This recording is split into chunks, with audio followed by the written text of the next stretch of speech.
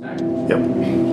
Okay, so today I'm going to explain you the number of ATPs that you get from complete oxidation of glucose. I mean, like when the glucose is broken down into 6 carbon dioxide, how many ATPs you get. And also let's take different scenarios and calculate how many ATPs we get in those scenarios.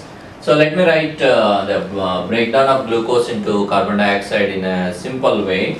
So it is the glucose, which is converted to glucose 6-phosphate, and during this process we use one ATP here, ATP.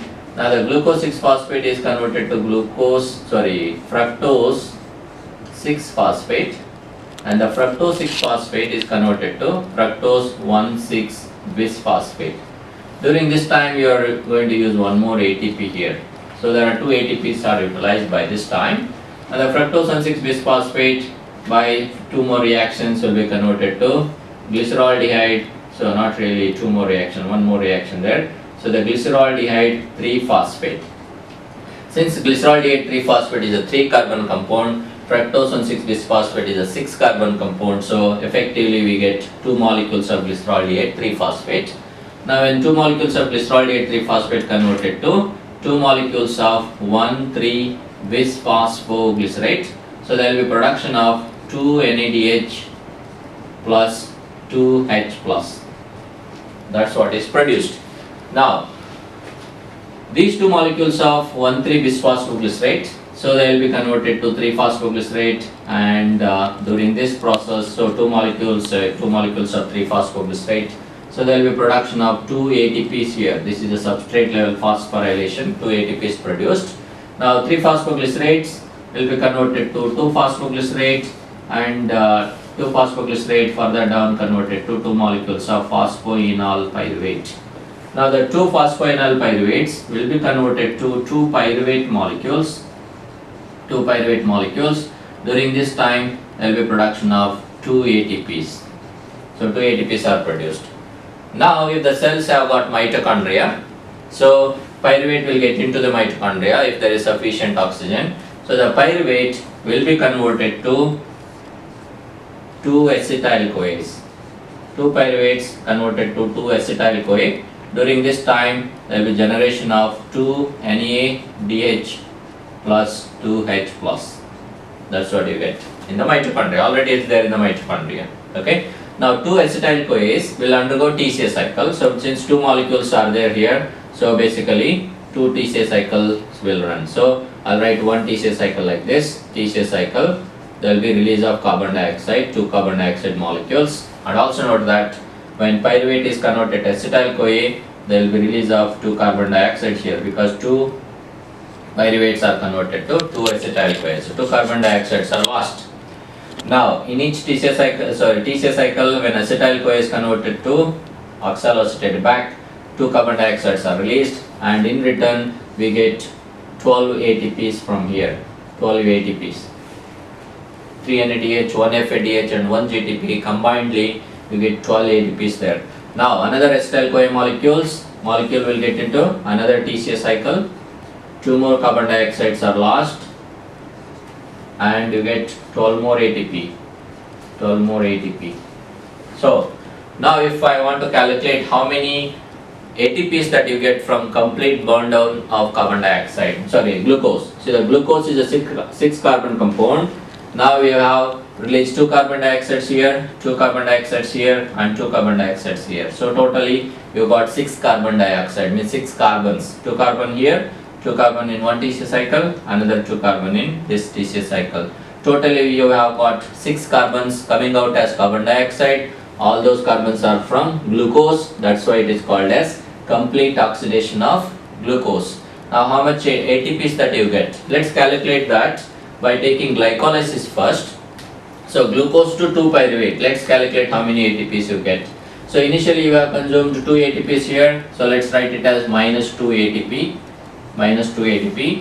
Now you are going to produce 4 ATPs here. So 2 ATP in this substrate level phosphorylation, 2 ATP here in the substrate level phosphorylation. So you got 4 ATPs there. Now if this is the cytoplasmic NADH plus H plus, because glycolysis is going on in the cytoplasm, 2 NADH plus 2 H plus, if they get into electron transport chain. And how they will get into electron transport chain? We have two shuttle mechanism. One is malate aspartate shuttle mechanism.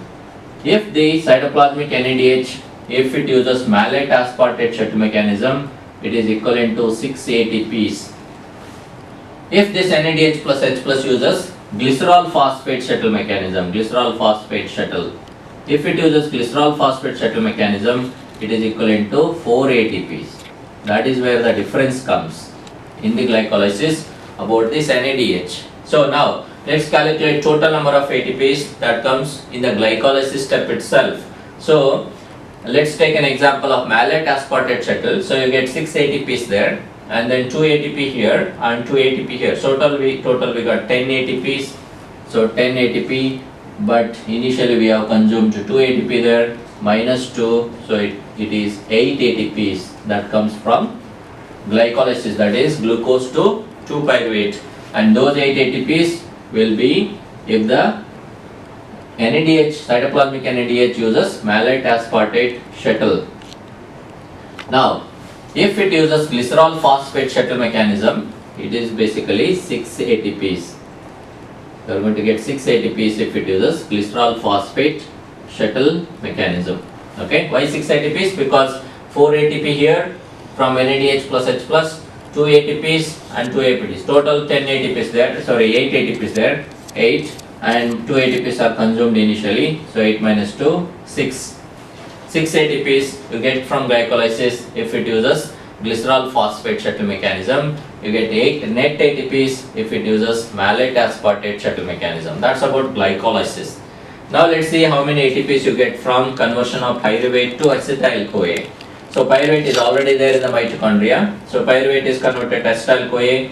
Since we are considering 2 pyruvates coming from 1 glucose, so 2 pyruvates to 2 acetyl-CoAs, 2 NADH plus H plus. So it means already it is there in the mitochondria, no need for shuttle mechanism. So it gets into electron transport chain ETC and is worth 6 ATPs.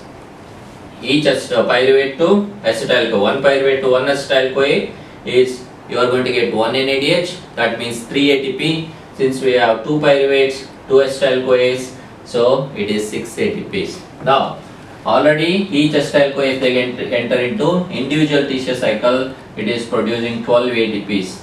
TCA, one TCA cycle is 12. Since we have 2 TCA cycle, we have 24. So basically you get 24 ATPs from 2 TCA cycle, 24 ATP, 24. Now from 2 pyruvate to complete burn down like 6 carbon dioxide, you are going to get 24 plus 6, so 30 ATPs there. Okay. So now let's calculate what is the total number of ATPs you get on complete oxidation of glucose to 6 carbon dioxide. So already we have calculated if it uses malate aspartate shuttle mechanism. Let's use malate aspartate shuttle mechanism. Malate aspartate shuttle mechanism. So you got 8 ATPs from glycolysis, 8 ATPs glycolysis. Then you get 6 ATP from oxidation of pyruvate, 6 ATPs oxidation of pyruvate, and you get 24 ATPs, 24 ATPs oxidation of acetyl-CoA,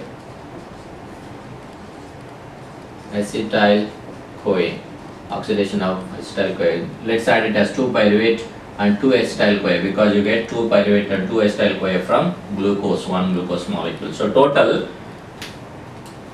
you get, it is 38 ATPs.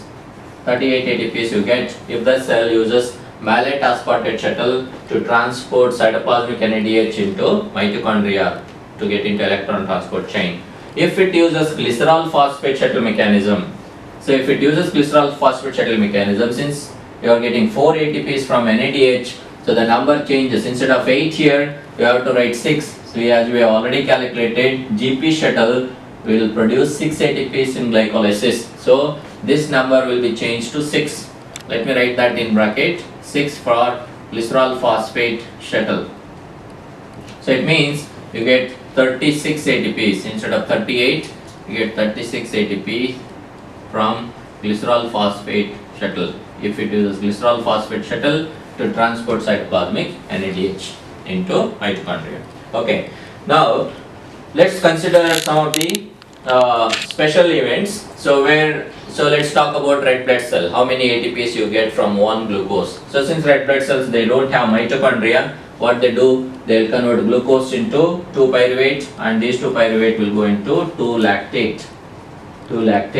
So it means only glycolysis is going on in the red blood cell. It means the red blood cell will basically produce 2 net ATP, because this NADH plus H plus present in the mitochondria, given in the cytoplasm, it will be used here in the conversion of lactate, pyruvate to lactate. It will come back as NAD plus.